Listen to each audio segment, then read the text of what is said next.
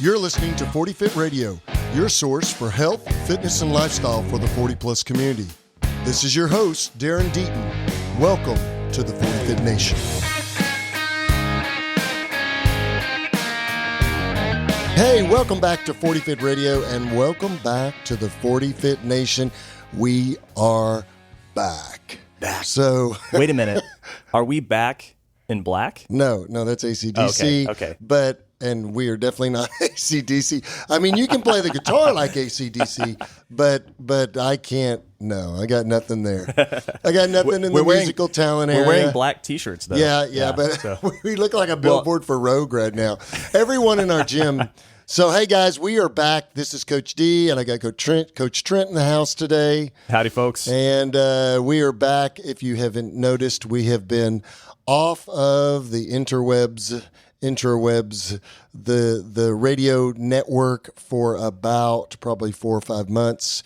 Trent, we're going to talk a little bit about what we've been doing, what's been going on, but we apologize for the break and the silence and the radio silence, but sometimes life matters, and we've been attending to life. So, but we were in our gym this morning. We're in the studio this morning. We're doing a starting strength squat and pulling camp today. So Trent is in town from his newfound home in Chattanooga, Tennessee. I can release that to the public audience. That's right. Yes. Okay. I am there. Cool. All right. So, and I'm still here in Texas, the holy state of Texas. So that's good. But yeah, we look like, I was saying, we look like a walking billboard for Rogue this morning. I think every gym member has a Rogue ball cap on or a Rogue T-shirt or whatever on, Rogue shorts, whatever. So we're so if you like good stuff, go to Rogue. That's right. And we don't even have them as a sponsor. I wish we did. I was about to say, Rogue, if you're listening, we're still waiting on that sponsorship offer. Pay for this podcast thing. We'll blow this thing up if you'll pay for it. I have a running joke with one of my gym clients, and since I've been in town, I came in a couple days early before the camp so that I could see everyone in the gym. Yeah. And I have kind of a running joke that so one of my gym clients has pretty much the exact same set of Rogue shirts that I have. Yeah. And so it's always it's like a wheel of fortune, Who's going to wear what? Who's going to wear what? And I got him yesterday. We're both wearing the same baby blue Rogue T-shirt. Hey, so there you go, man. There you go. Yeah, today I'm wearing my up yours, Don't Tread on Me Rogue shirt. It's got Rogue on the front and on the back. It's got the Don't Tread on Me, the stars and the serpent, and yeah, I love it. So so we're back in the studio, guys, and I'll tell you, we'll just kind of give you a quick update without going into too much stuff. What's going on with us and what's been happening. And so, Trent, tell them what's going on with you. Where are you at? What you doing? What happening? Yeah, so I quit the internet for 5 months. Yeah. No, I'm just kidding. I've been on the internet still. If you go to @marmalade_cream, you can still find me and what I've been up to. But yeah, I had kind of a big change. I moved out of Texas. I had been living here in Fort Worth, and I moved to Chattanooga, Tennessee 5 months ago. Was it 5 months already? 4 months ago in April. And yeah, my wife and I bought a house out there. We bought a couple of acres.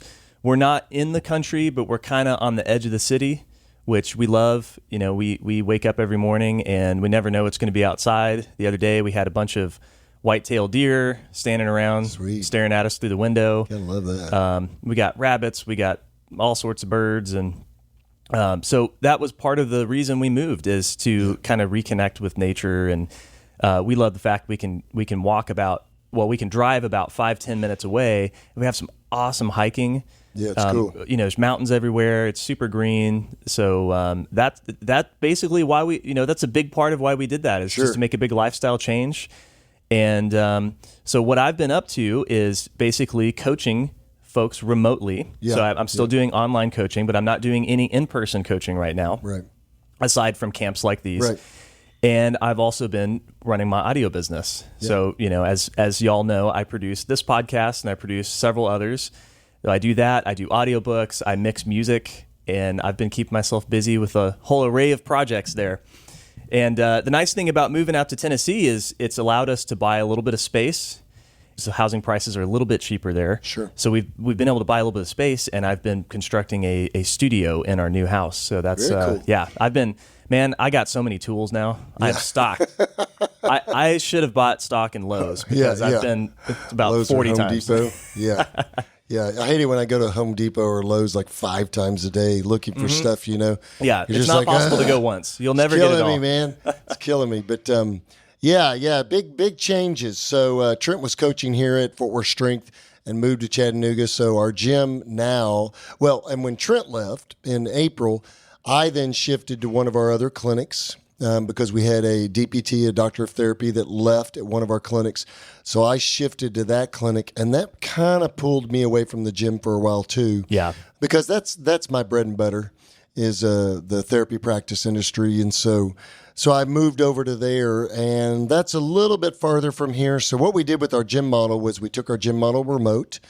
We're still coaching almost all of our existing client base, but the difference is they come in, they do their 5s, they do their work. We do all the programming online, which we did before. We had all the programming online before. Yeah. And then we do video review. And if we need to fix problems, we fix problems there. And if we need a one-on-one, then we do personal one-on-one, and I can come into the gym and do that. And so that's been really good. And then we sold our home in town. And we moved out of the Keller area here, and we moved out to the ranch. So, out of the concrete jungle. Yep, I'm out of the concrete jumble. I'm out of the concrete It's a jumble too. Yeah, that's that too. I'm out of the concrete. We're not real polished today, so we got to knock the rust off, folks. Yeah. So give us a break. But yeah, I live out at the ranch now, and I work 3 days a week in town.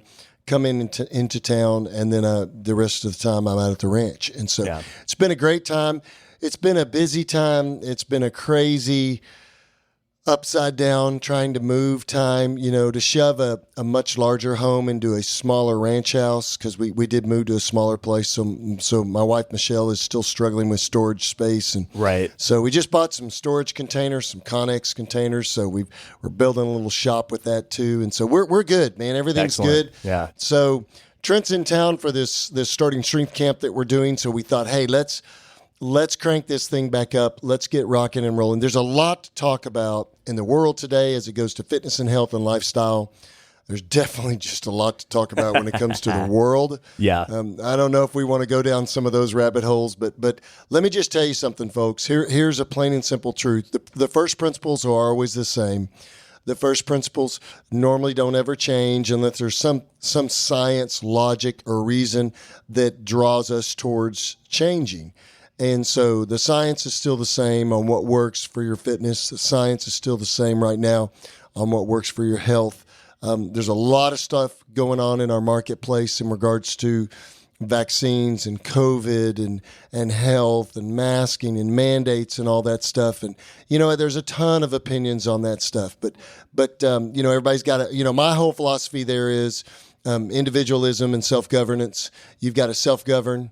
And you've got to decide what's best for you, your family, and your community. Right. So, yeah. And I'll say, I was looking back at some of the episodes we've done in the past, and there were 2 that stood out to me. Last March, I believe, March 2020, we talked about, not knowing anything really about COVID at that point. Right. We talked about like, hey guys, like we don't know what's happening here, but we do know this. We do know that if you pay attention to your health and fitness, then you can become a more robust, more resilient person, so that when you run into unknowns in life, the unknown unknowns, right? When those inevitably happen, that you've got money in the bank, so to speak, with your health and fitness. Yeah. And if you need to withdraw, it's there to withdraw. And I've tried to remind myself like that principle hasn't changed. So I'm no immunologist or virologist or anything like that. But I do know this. I do know that if we continue to focus on our health and fitness, we will be more robust. Sure. Better immune system. Better immune system will be harder to kill. Yeah. Essentially, absolutely. will be harder to kill, and that's a good thing. So we can be around for our families and our community when they need us. So that was one that stood out, and the other one was 3 years ago. I posted about this on Instagram recently. Yeah, I saw that. Three years ago, we interviewed a gentleman named Doug Eade. Episode 47. Yep.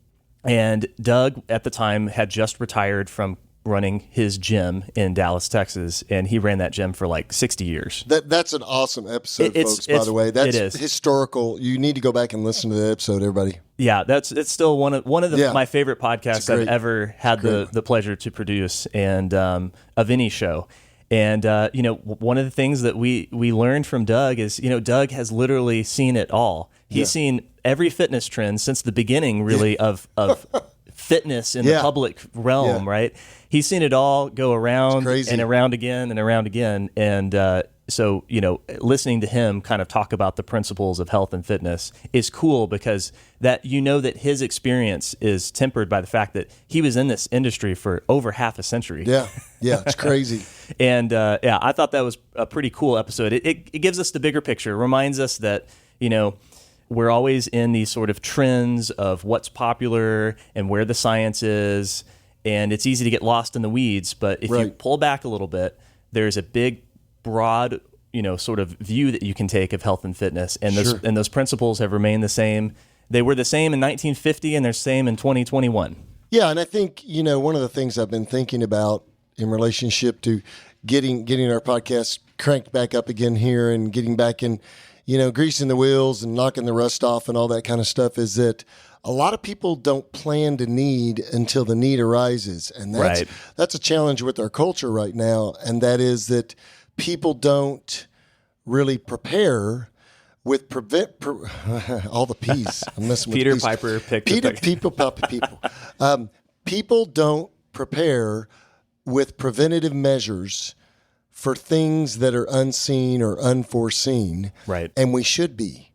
It doesn't mean we're living in the future necessarily, but we should be preparing. And one of the ways that we've talked about on this podcast ad nauseum that you can prepare is to have a reasonably good health and fitness base. Yeah. Is to have good basic health metrics before you get ill, before you get sick. If you look at what's going on right now with the respiratory virus issues and COVID and RSV and SARS and everything else and the flu and everything else, what you see is that individuals that don't do very well generally are individuals that have other comorbidities. They have other health problems. Now there are definitely outliers. Yeah. There are outliers. There are some individuals who are crazy healthy and for whatever reason they fall to this particular virus that we have, COVID-19, and they do very poorly, and some of them pass away, actually. Right. And that's a terrible, terrible thing. But those folks are generally outliers. A reasonably healthy individual that has a good, strong immune system, that has a good diet, that is engaged in their fitness program, that's taking care of their health, getting rest, that's self-aware, is much more likely to do better in this process and in this time. And I think that's one of the things that we've got to be focusing on prevention. We need to plan for the need before the need arises. Yeah. We need to plan for it. What's the saying that's like an ounce of prevention is worth a pound of cure? Absolutely. Right? Yeah. And it's kind of you see it in the farming industry, you see it in the agricultural industry. You do a lot of work in the ag industry before you ever get a yield. And you see it in your business life, you see it in a lot of areas of your life. You're planning for the yield. You're planning for the future. You're planning for the unforeseen. You're planning for the worst case scenario. You're planning for the moderate case scenario, and you're planning for the best case scenario. But if all you ever do is plan for the best case scenario, let me tell you, you got a hard road ahead of you. You got a lot of lessons to learn. And so I think that's one thing that I've noticed over the last year that's very, very important. I mean, we've had close family members and friends that have passed away. Several. My son-in-law's grandmother just passed away this last week. Yeah. And she was a reasonably healthy, older individual, senior individual, but had some underlying comorbidities and issues. But so sometimes things hit us and they're unforeseen, and we take those situations as they are and try to move on and live our lives and love on others and be compassionate. As we were going through everything, and I was just kind of watching everything happen. If y'all are listening to this podcast, Trent will probably put it out next week. Right. It is the week of, what's today's date? August 21st of 2021. Right. On a Saturday. And I don't know if you guys have been watching what's going on in Afghanistan, what's going on in the rest of the world, but we got an upside down world right now. What I love about our fitness lives and what I love about our health is that it's something that we can locally somewhat control. Right. Nothing is Yeah. ever fully controllable. Yep. But it's something that we have a reasonable amount of self-governance over, and that we can take the opportunity to be responsible and to work on ourselves. We can't necessarily control what's going on in our communities. Always, we can't control what's going on the other side of the world. We can fight for injustices. We can speak our mind, but we want to be healthy to do that. Right. We got to have a good health base to share that and to do what we need to do. So, yeah, I like to think that if you listen to this podcast, you have already chosen to go above and beyond the normal in our society right now. You've chosen to go above and beyond with your health and your fitness, and so you listen to this podcast. Well, I also like to think that we are the type of people who try and want to go above and beyond in other areas and be leaders in our community and be leaders in our, in our localized cultures. And if you want to be a leader, then first you have to work on yourself. Yeah. And your actions and what you do and your habits that you cultivate radiate outward from there.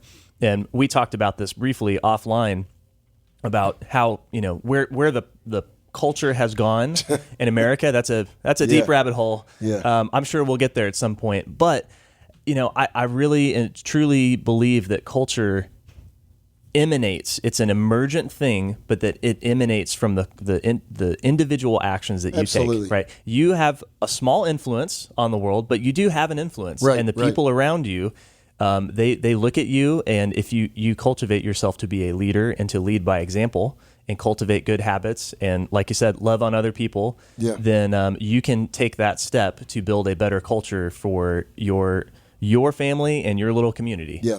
Yeah, I was talking to one of our employees in our practice the other day, and we were just talking about what's going on in our culture right now. And Trent and I were talking about, culture and how companies and organizations, and especially in the fitness industry, everybody's using buzzwords and trigger words, and they're all using, virtue signaling and all these other buzz terms or concepts that I didn't even know existed before. Right. But everybody's, creating a culture in their organization and all this other stuff. And it's interesting. I find that organizations that need to talk about creating a culture and their culture this and their culture that that's really not what they're doing. What I find is that culture should arise. You shouldn't have to talk about culture Right. to have a good culture in an organization or in a whether it's small or large. It ought to emanate from the individual values, Right. the first principles of the individuals that are in the leading role of that group, and then also those people that are interacting with that group that maybe not necessarily be leaders individually, but they're part of the collective group. Absolutely. And so the culture is created by the core values of those individuals, by the first principles of those individuals. And we don't have to talk about creating some weird culture or creating something that we focus on all the time, if actually what we're really doing is just, it's an expression of who we are. Right. It's an expression of what we're doing individually, and then that emanates into the group. Yeah. And but he and I were also talking about the concept of utilitarianism and individualism and all the different things that we've got going on right now, and how it's really tricky. Scott Hambrick said it one time, and I can't remember exactly how he said it, but it was something like this. I remember it was in a conversation. He said, I used to think you could be reasonably intelligent and be able to kind of decipher and make it through today's culture and make the right decisions and kind of separate the truth from the lies or the wheat from the chaff, whatever you want to call it. Right. But he said, now I think you have to be somewhat uber intelligent to see through all the junk, that's out there.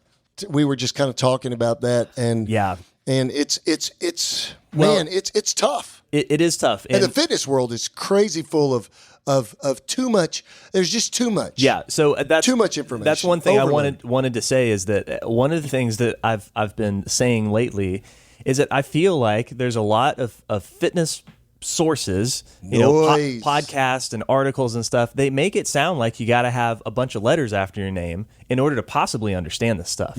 I can't possibly figure out how to make myself stronger unless I have, all of these fitness credentials, and then I understand. Or if I have a culture, all of the studies around, muscular activation and, RPE and all this stuff. And it's like, look, I'm not saying that those are bad tools or not useful.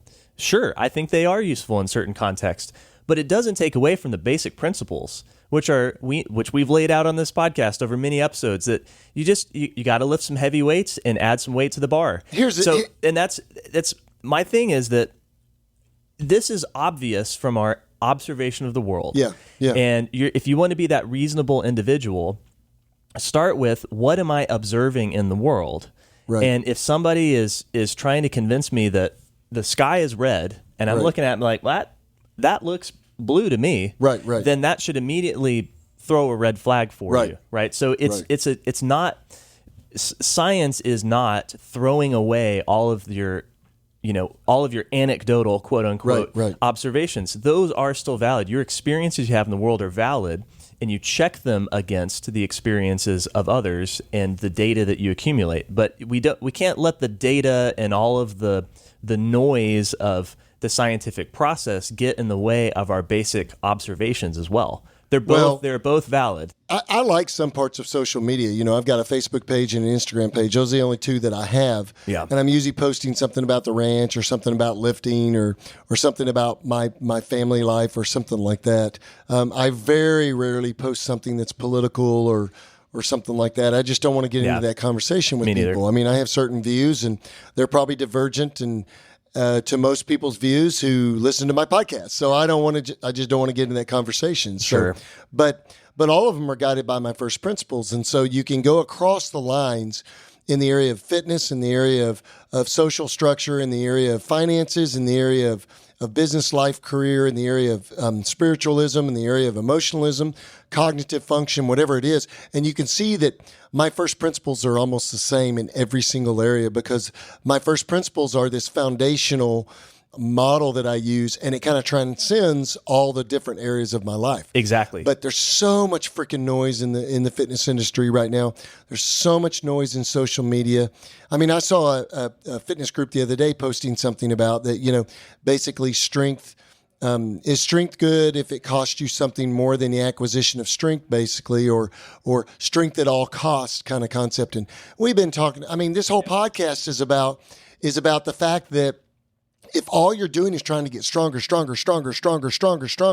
but you're not monitoring your health metrics, you're not monitoring how your joints feel, you're pushing the limits too hard, unless you're a competitive power lifter or you're a competitive athlete, then that's not a sustainable model. Right. It may be part of your life for a period of time, but you're not going to be able to do that forever. Yeah. It's just, it's not consistent with human existence. Yeah. And so we've been talking about that for literally years now with 40Fit. The whole idea of 40Fit is sustainable fitness. In fact, the last episode that we did before we signed off for our hiatus was about all or nothing mindsets in fitness. Wow, was that? That was, I think it was episode 120. Wow, yeah, holy cow. All or nothing fitness. Wow. Yeah, absolutely. I want to talk about this with you sometime. Yeah. This is a good future episode. Yeah. We're just ranting, people. Now that you've been doing all this work, because I've talked about with our friend Scott Hambrick, because he lives on 35 acres now, and he's trying to cultivate that into a farm. And you're doing all this ranch work. Yeah. I would be curious to ask you, having moved full time out to the ranch and working more around the horses, working your cows, how do you feel about your strength level versus your body weight and your muscle mass that you've put on, and where the sweet spot is? Because my hypothesis that I'd like to ask you about. Too big is too big. Yeah, if you are, let's say for you, 225 and just freaking strong. Yep. But you have to work out all day when it's 106 degrees. Right. Working cattle. Like, is that actually the best sort of phenotype for you? Or would you rather be 205, maybe not quite as strong, but still a good base of strength. Yeah, plenty of strength. But because my point being that I think that the acquisition of strength is a very calorically expensive thing to do. It requires a lot of food and calories and sleep. It's a greedy thing. Right. And so there is a crossover point from that perspective where, there's a sweet spot. We've talked about this before. There's a sweet spot. And what I have found is that I feel best at about 203 or 205. Yeah. almost 6 foot. I'm like 5'11" and some change. But I'm reasonably strong. I'm reasonably able. My mobility's good. I'm not too heavy. I actually would like to be a little lighter even. Yeah, sure. But I like the way I feel and I look in my clothes and stuff about this weight. But you're down 10, 12 pounds from like when you would compete in strength meets. Yeah. You know? I'm down 10 pounds basically. Yeah, and yeah. so I was like 213 or something like that. But I think that I it's funny. So I did something Wednesday that I haven't done in 6, 7 years.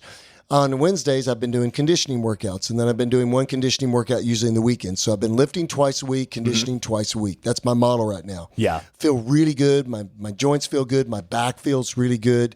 My back was getting kind of tweaky earlier this year. So I laid off of deadlifting a little bit, and I've been doing a little less volume. Still squatting. I squatted 325 for 3 sets of 5 yesterday. Felt really good. Deadlifted earlier in the week, 405. Everything's going good with all that stuff. Press is doing good. Bench press is doing good. But I decided I'm going to start doing a little bit more conditioning. I'm going on an elk hunt next week, so archery elk hunt. So Wednesday, I did a CrossFit workout that I haven't done in probably 6 or 7 years. It's called Fran. And it's basically 21, 15, 9. It's 21 thrusters and pull-ups, 15 thrusters and pull-ups, 9 thrusters and pull-ups. And you try to do it as fast as you can. Yeah. It's a time-based workout. What's the prescribed weight? It's 95 pounds on the thrusters, which is basically a front squat. And then when you come to the top of the front squat, you push press up. So it's all one movement. Basically, it's a front squat and press, basically, but it's all one smooth movement. So you do 21 thrusters with 95 pounds. You go to the bar and you do 21 pull-ups. And then you do 15 thrusters, 15 pull-ups, 9 thrusters, 9 pull-ups. So I thought, okay, well, in the past, I would have kipped those pull-ups. I would have done what's called a butterfly kip, which is a circular motion, an elliptical type motion on the pull-ups. Well, I can't do that in the clinic where I'm at. So I just did strict chin-ups like I normally do in my chin workouts. Yeah. So you lose a lot of efficiency there. Yes. Because you do 21 chin-ups the first set. You're doing 45 chin-ups in a very short period of time. Right. But I was crazy surprised. I wasn't as winded as I thought I was going to be. The thrusters were all unbroken. The thrusters were easy. Yeah. The thrusters were really easy, and the thrusters can be the suckfest sometimes. Right. But the chins were hard. Yeah. The end of the second set of 15 of chins were hard because I was doing them strict. Yeah. And so I got it all done. But when I was at a peak performance level, I would do that workout as a master's athlete at about 330s-ish, like 332-ish or so. I think that was my best time ever. Yeah. And it took me right at 7 minutes yesterday. Oh, wow. Because of the chins. But just because of the chins. But I didn't feel winded. I didn't feel gassed like I used to feel when I would crush it. And some of that's my mindset now. I'm not doing it as fast, and form's more important than fast. But I was really surprised at how good I felt, and how little decline, even though it almost took me twice the time. But I know I could do it faster if I just butterflied the pull-ups. I'd probably be in the 4 to 5 range. Sure. And so, but it is kind of interesting how our priorities change. But there's so much noise right now in the fitness industry. It's so easy for people to lose focus. You have had a ton of stuff going on in your life, and you're still reasonably strong and able. Yeah. I have had a ton of stuff going on in my life. I'm still reasonably strong and able. Right now, we're both injury-free. We're training. Guys, the goal here is sustainability. That's right. Yeah. I had a person that came to me the other day, and he was like, yeah, I do this, I follow this guy because he talks about the feet and how important the feet are and how important your support is in your feet and everything. I'm like, well, duh, they're your feet. Yeah, right. I mean, everybody's trying to find something that they can tag their business with so that it can delineate it from the rest of the noise, and so it looks special. Right. I mean, I saw a group the other day, and they're all into their culture, and they're all into just, you can tell they're appeasing to the masses, basically. And we're not appeasing to the masses. We're not. I hate to say that. And I also hate to say that it's not great for business to be boring and foundational, right? For those people, it's not sexy, but even though you and I are very sexy. Yeah, well, it's like, we have to be sexy because the business isn't sexy, yeah, right? That's perfect. But the thing is, like, we get results, and like I said, I've been here visiting my gym clients, and these guys have been with me now for a lot of them for 3 years. Yeah, it's awesome, and it's such a joy to see. And the them. average age is over 40. That's right. And in fact, 40. I had two 63-year-olds in here. Cliff was here this 50 morning. plus, this two 50-plus year olds, 50, 51, 52. And these awesome. guys have not only have they done this and gotten strong in the short term when we first went through a novice linear progression, we're now 3 years down the road. Yep. And they're still strong. They're mature able, lifters. And they're mature lifters, and they're still going at it, and we're not setting PRs all the time anymore, but they've been able to retain all of this fitness they've had. Yeah, they are setting a PR. Every workout that they do in the future is a consistency PR. That is a PR. And I think that's way underrated in our industry. Yeah. Quit trying to do something that's brand new and that's the newest thing to slice bread and stand on the vibrating table and all the other stuff that's out there. Just be consistent. Right. That's the only thing that I have going for myself, and I think that's one of the things you have going for yourself. Even in the midst of moving and doing everything else, I was trying to get some training in, trying to get my workouts in. Right. But just be consistent. Exactly. It's not sexy, but it works. And how many people do you know that have gotten into various fitness fads, and a year later, if even that, if they even make it a year, they're done, right? And then it's all or nothing again. And I love that we've been able to actually walk the walk. We talked about this a lot. But you can see it in our gym. If you come visit us, you can see our clients have been with us for years and have are still healthy and able and have good health markers and all that good stuff. So all right, guys. Well, we're back. We are ranting today, but we are back. We'll be doing podcasts, even though Trent will be up in Chattanooga. He's going to record remotely, and we're going to start doing some more podcasts. We're working on topics right now. So if you've got topics that you want to hear about, if you've got things, we've got some guests that we're going to bring on to, anything that you want to hear about, pipe in on our Instagram page, which is at 40Fit Radio. Our Facebook page is 40Fit Masters Community. If you have any questions or anything, you can email us info@40fit.com. Trent is at Marmalade Cream on Instagram, and I am at Dr. Deaton. So, man, we love you guys. Sorry we haven't been here in a while. And man, if you guys have suffered through some stuff this year, I know a lot. I know that 2020 and 2021 have been hard for a lot of people. Yeah. A ton of people. So our hearts and our thoughts and our prayers are with you guys and your families. If you've lost loved ones over the last year, we really hate to hear that. And we just want you to know that even though we're sitting here, our hearts and our prayers and our thoughts are with you. And we wish the best for all of you guys. So thanks for joining us again on the 40Fit Radio, and thanks for being part of the 40Fit Nation. Later, guys. Take care.